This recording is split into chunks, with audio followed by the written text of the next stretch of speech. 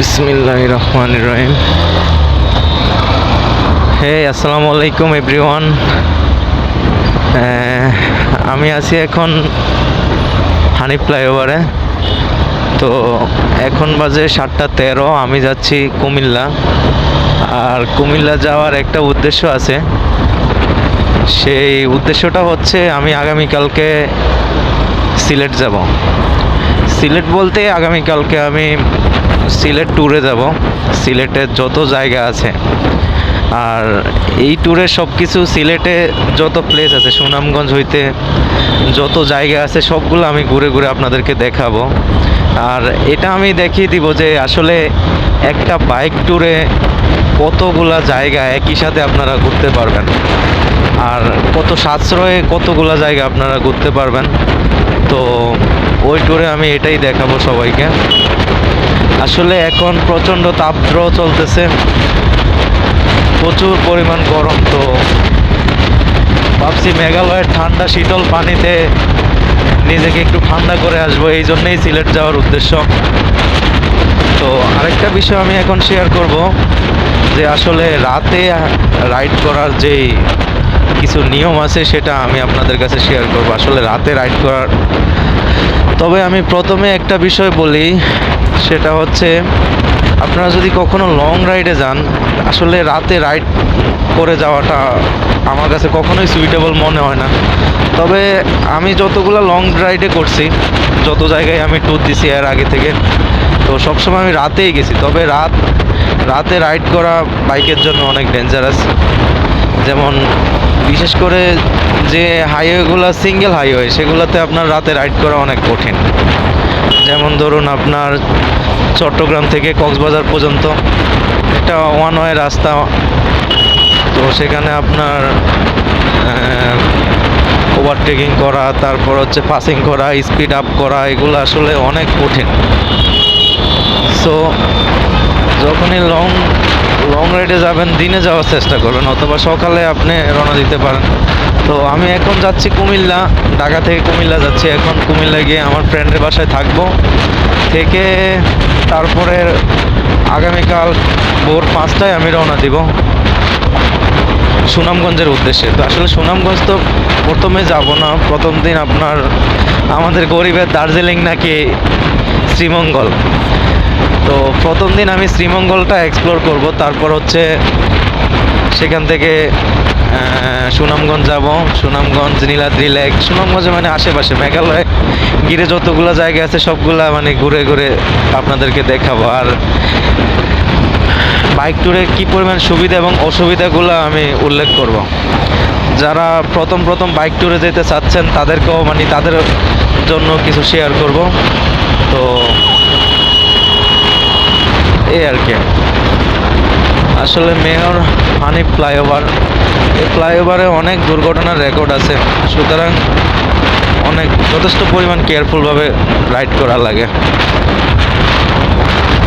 আসলে স্পিড কোনো ম্যাটার না, স্পিড চাইলে আপনি পিক আপ ঘুরাইলে আপনার স্পিড উঠবে, তবে ম্যাটারটা হচ্ছে রাস্তার স্পিড রেশিওটা কেমন। যেমন ধরুন আপনার এখন আমার চারপাশের প্রত্যেকটা গাড়ি চলতেছে 60-70, এখন যদি আমি 80-90-তে রান করি তাহলে আমার দুর্ঘটনার হওয়ার প্রবণতাটা অনেক বেশি থাকবে। সুতরাং নিজের কনফিডেন্টের উপর ডিপেন্ড করে রাইড করার প্রত্যেকটা রাইডারেরই উচিত। আর অতিরিক্ত প্রয়োজন ছাড়া কখনোই হাই স্পিডে রাইড করা উচিত না। হানিফ ফ্লাইওভার থেকে নেমে গেলাম।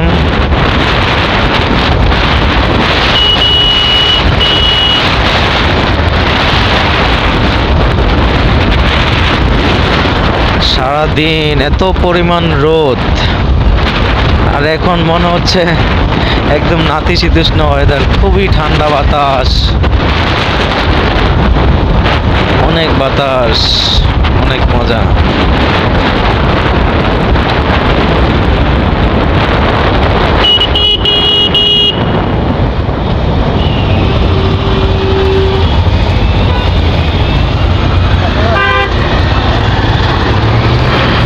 হানিফ ফ্লাইওভারে চলে আসছি।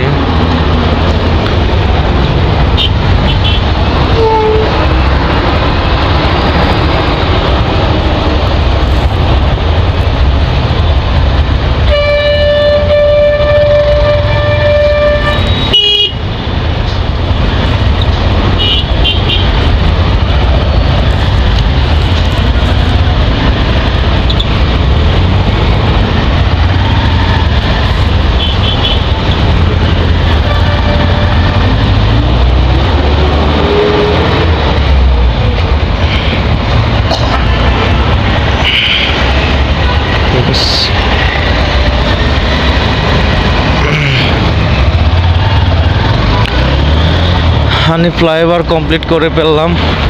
এখন ঢাকা চিটাগাং হাইওয়েতে উঠলাম।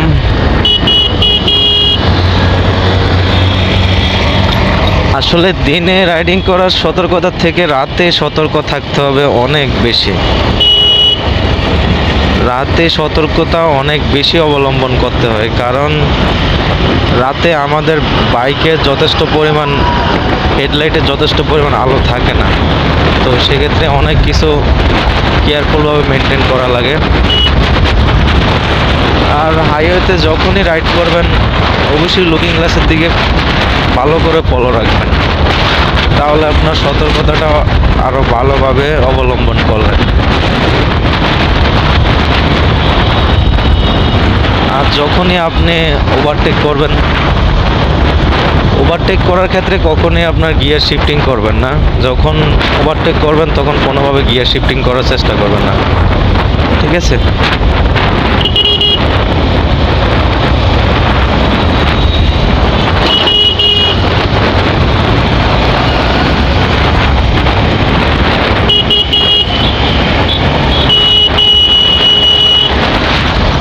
আসলে এখানে অনেক গ্যাদারিং ছিল। এখন রাস্তার মধ্যে দুই পাশে ডিভাইডার দেওয়ার কারণে এখন আর রায়েরবাগ থেকে শনি আকরা থেকে মাতোয়াইল পর্যন্ত চিটাগাং রোড পর্যন্ত আসলে এখন আর কোনো গ্যাদারিং হয় না। এটা অবশ্যই অনেক সুন্দর একটা সিস্টেম করে দিছে। আসলে আমাদের রোড ট্রাফিক সিস্টেমের উপর ডিপেন্ড করে আমাদের রাইডার ড্রাইভার তারা কতটুকু নিরাপদে আপনার রাইড করতে পারবে, ড্রাইভ করতে পারবে। এগুলো আসলে আমাদের রোড সিস্টেমের উপরও অনেক কিছু ডিপেন্ড করে। যেমন ধরুন আপনার এটা করার কারণে লোকাল গাড়িগুলো এখন আর হাইওয়েতে দাঁড়াইতে পারে না, ওইগুলো পাশেই দাঁড়ায়, ঠিক আছে? এটার জন্য অনেক সুবিধা হয়ে গেছে।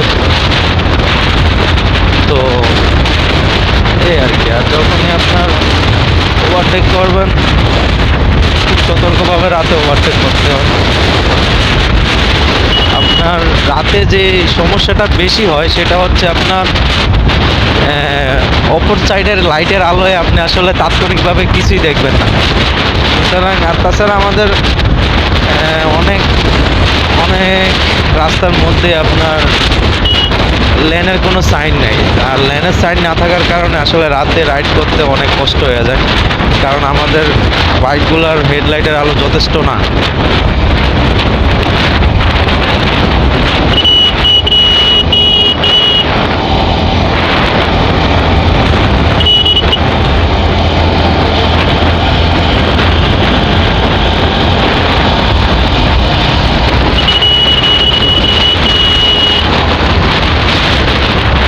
খুবই সতর্কভাবে ওভারটেক করতে হয়।